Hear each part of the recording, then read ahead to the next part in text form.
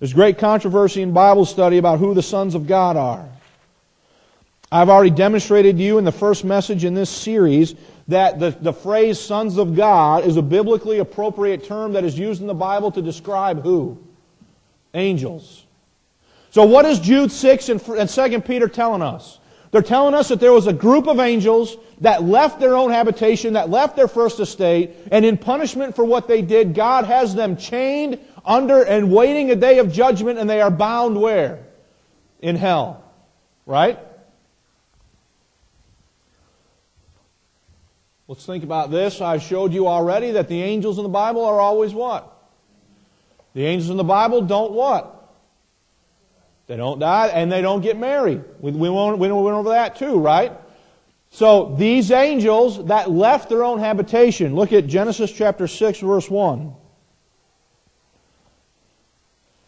And it came to pass when men began to multiply on the face of the earth and daughters were born unto them, that the sons of God saw the daughters of men, that they were fair, and they took them wives, all of which they what? So you have the sons of God, I believe is clearly a biblical definition to angels. I don't know what else it would refer to. There is no such thing as the godly line of Seth. Seth and Adam and everyone else has kids in their own image and their own likeness. These sons of God come and they marry the daughters of what? Men. Look at verse 6. Verse 4. And there were giants in the earth in those days, and also after that. Notice, when the sons of God came in unto the daughters of men, and they bare them what? Children. Bare children to them, and they became mighty men which were of old, men of renown. What is the result of the intermarriage between the daughters of men and the sons of God? It is a race of giants in the earth at that time. Now you need to think about these things. Genesis chapter 3 verse 15 says that God is going to send a Redeemer through the seed of what? The woman. Why would Satan be interested in polluting the seed of the woman? To block the channel through which the Redeemer would come. And that is clearly evident when you read Genesis chapter 6, look at verse 8. Why Noah? You learned in Sunday school as a kid that the reason that God chose Noah was because Noah was the only one, because Noah and his family did what was right in the eyes of God, right? That's what you learn. That's not totally wrong. Look at verse 8. But Noah found grace in the eyes of the Lord. Verse 9, these are the generations of Noah. Noah was what kind of man? A just man. So, was your Sunday school teacher telling you the truth that God used Noah because he did the right thing? Yeah, but that's not the only reason. Read the rest of the verse. These are the generations of Noah. Noah was a just man, notice, and perfect in his what? Noah's seed line had not been tainted by this intermarriage between the sons of God and the daughters of what? And if you think that this is so outrageous, think about how many other times in the Word of God, Satan seeks to attack the seed line. What does Herod try to do after he finds out that there's one born king of the Jews? He puts forth a decree to have every child 2 years old and under what? Killed. You go back to the Old Testament, you remember King Joash. One surviving member of the house of David. Only one. If Satan got him, he would have stopped the establishment of the Davidic covenant from the seed of David. Okay? In 3 minutes. The third category, come with me to Revelation 9, and then we got one more point and we're done. Revelation chapter 9. The third category of fallen angels, and having given this some more further thought even since 2 weeks ago, I believe here to be, these angels that we're going to read about have wings. These are either seraphim or other cherubim that he convinced to rebel with him. But these angels are so bad, so powerful, that he takes them immediately after and he confines them into the bottomless pit until Revelation chapter 9. We don't really have a ton of time to read this, okay? But I'm going to say to you, read Revelation chapter 9, verse 2 through 11. But for the sake of time, I want you to drop down to verse, Verse 2. He opened the bottomless pit, and there rose a smoke out of the pit, as the smoke of a great furnace, and the sun and the air were darkened by reason of the smoke of the pit. And there came out of the smoke locusts upon the earth, and unto them were given power, as the scorpions have power, of the earth have power. Verse 6. And in those days men shall seek death, and shall not find it, and shall desire to die, and death shall flee from them.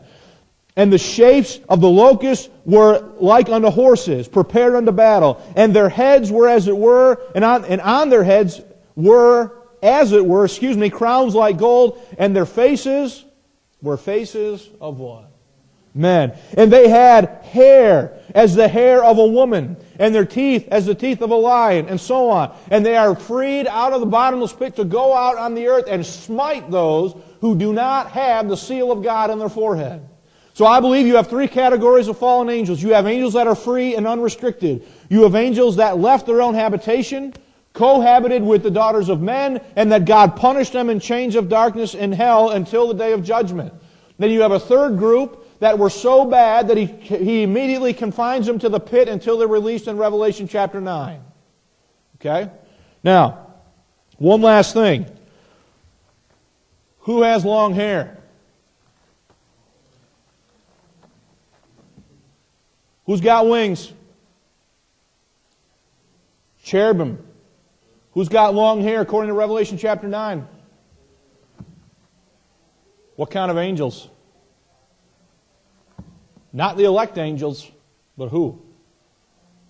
Listen, folks, every time you see a picture of an angel, of a supposed angel with wings and long hair and looking effeminate, who are you looking at? You are looking at the individual who led the rebellion. And it's all part of that religious system that he designed to shift the worship from the Creator over to who? The creature. One last point, and we got to quit. Come with me to Matthew chapter 25. What stopped the angelic rebellion? What stopped it?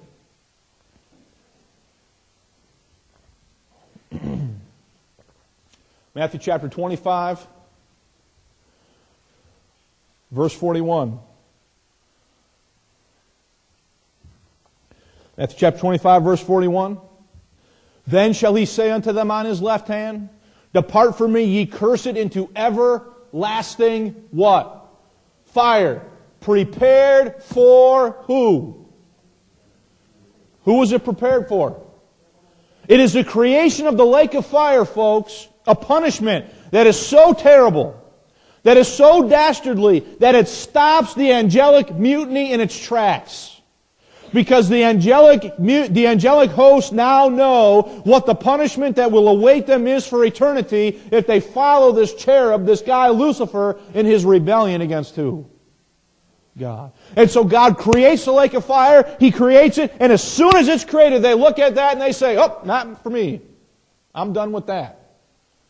And from then on, you have a line drawn across the heavens between those who have stayed on the side of God and those who have chosen to join forces with the adversary. And Lucifer, the anointed cherub, becomes Satan, the adversary of God, and his angels with him.